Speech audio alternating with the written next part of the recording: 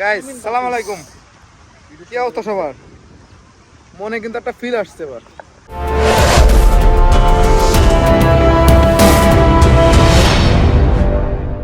Wow, Vaya, that's very nice. Oh, beautiful, wonderful. Hey, দেখে কই নিয়ে আসতে যদি আমাকে তো ঠিক নাই।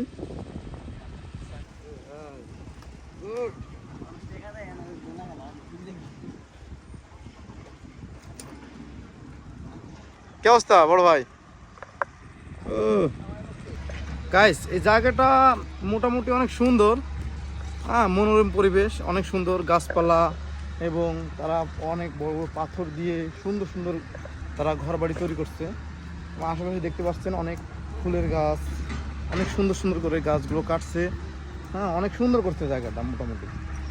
এখন এখানে আমরা বেশিক্ষণ থাকবো না, আমরা চলে যাবো আর একটা জায়গাতে।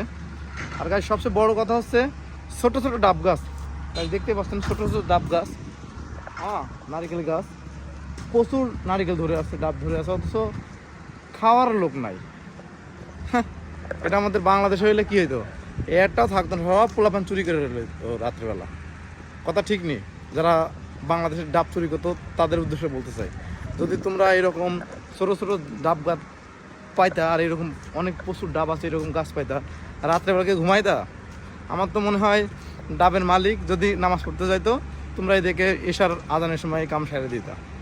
কি বুঝতে পারছো কাকের কইছি?